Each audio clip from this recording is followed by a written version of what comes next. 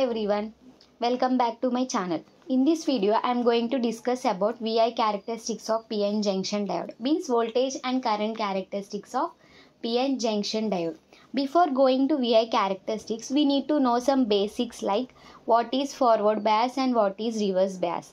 Forward bias is nothing but anode is connected to the positive terminal whereas cathode is connected to the negative terminal. In this, forward current flows through the circuit, whereas reverse bias, anode is connected to the negative terminal and cathode is connected to the positive terminal. This is quite opposite to the forward bias. Next, coming to VI characteristics, already I had done a video on PN junction diode forward and reverse bias. If you want a detailed explanation, please go and watch that video. Next, characteristics of PN junction diode. In this we are going VI characteristic means voltage and current. So we are taking a graph. On x-axis we are considering voltage and y-axis we are considering as current. VF means the forward, VR means the reverse.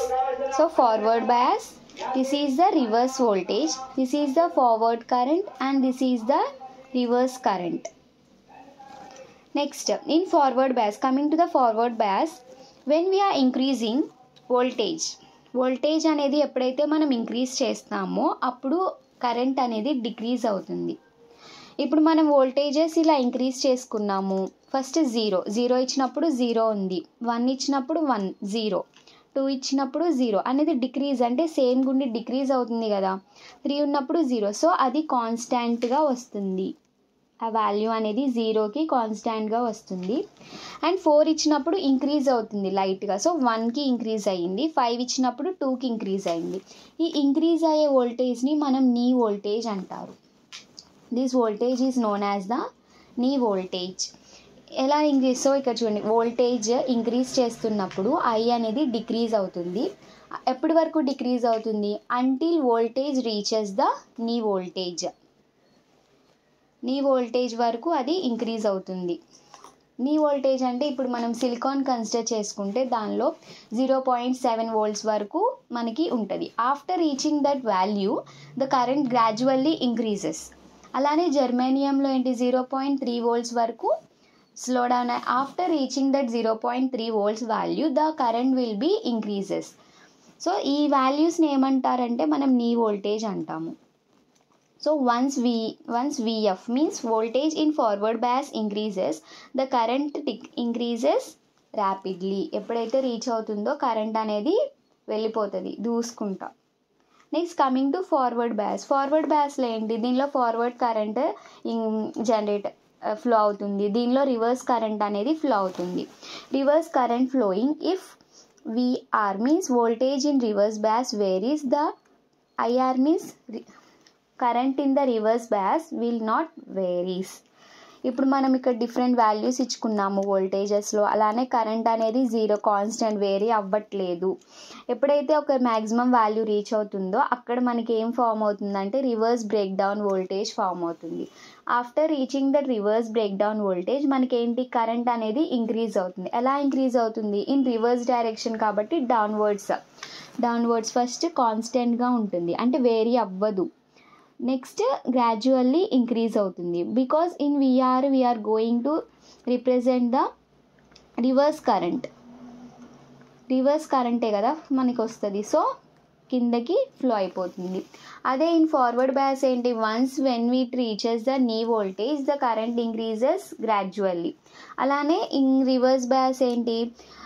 ఈ break down voltage అనేది reach అయిన తర్వాత current అనేది గ్రాడ్యువల్గా increase అవుతుంది, but in reverse direction. అదే ఇక్కడ points రాశాను.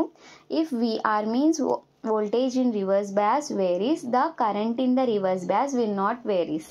Once the voltage reaches reverse break down voltage junction break down occurs. Junction break down అనేది అక్కర్ అవుతుంది. So this is known as the junction break down. So దీన్నే మనం reverse break down voltage అంటారు. ఇక్కడ form అయ్యే వోల్టేజ్ని మనం knee voltage అంటాము. ఇక్కడ reverse break down voltage and current increases gradually in the reverse direction. అదే ఫార్వర్డ్ బయాస్లో అయితే పైకి వెళ్తుంది, అంటే నార్మల్గా ఫార్వర్డ్ కరెంట్ అనేది ఫ్లో అవుతుంది. రివర్స్ బయాస్లో కాబట్టి రివర్స్ కరెంట్ అనేది ఫ్లో అవుతుంది. బట్ ఇక్కడ మనకి తెలుసుకునేవి ఏంటి అంటే వాట్ ఈజ్ నీ voltage and reverse break down voltage అనేది మనకు తెలియాలి. నీ వోల్టేజ్ అంటే ఒక పర్టికులర్ వోల్టేజ్ దగ్గర మనకి కరెంట్ అనేది ఇంక్రీజ్ అవుతుంది. ఆ వోల్టేజ్ని మనం నీ వోల్టేజ్ అంటారు. సో వెన్ వీ కన్సిడర్ సిలికాన్కి 0.7 వోల్ట్స్ ఉంటుంది, జర్మానియంకి 0.3 వోల్ట్స్ ఉంటుంది. అలాగే ఇన్ రివర్స్ బయాస్లో reverse current break down voltage అనేది వోల్టేజ్ ఇంక్రీజ్ వేరీస్ అయ్యే కొద్దీ కరెంట్ అనేది వేరీ అవ్వదు. And junction break down occurs and the current flows. దీనిలో ఈ జంక్షన్ బ్రేక్ డౌన్లో they are 2 types. Zener break down ఉంటుంది అండ్ అవలాంచి బ్రేక్ డౌన్ అనేవి ఉంటాయి. ఈ జీనర్ బ్రేక్ డౌన్ అంటే ఏంటి? బ్రేక్ డౌన్ వోల్టేజెస్ అనేవి ఎంత ఉండాలి? 5 to 8 volts ఉంటే మనం దాన్ని జీనర్ బ్రేక్ డౌన్ అంటారు. అదే అవలాంచి బ్రేక్ డౌన్లో గ్రేటర్ దాన్ 8 volts ఉంటే దాన్ని అవలాంచి బ్రేక్ డౌన్ అంటారు. సో ఈ breakdown voltages we are having 2 types. First one is the Zener break down, second one is the avalanche break down. Zener బ్రేక్ డౌన్లో ఏంటి? 5 to 8 volts వరకు ఉంటే దాన్ని మనం జీనర్ బ్రేక్ డౌన్ అంటారు. వేరాజ్ అవలాంచి బ్రేక్ డౌన్లో గ్రేటర్ దాన్ 8 volts. ఏంటది? బ్రేక్ డౌన్ వోల్టేజ్ అనేది గ్రేటర్ దాన్ 8 volts ఉంటే దాన్ని మనం అవలాంచి బ్రేక్ డౌన్ అంటారు. So this is all about the VI characteristics of PN junction diode. I hope you all like this video. So please do like, share, comment and subscribe my YouTube channel for more information. Thank you for watching.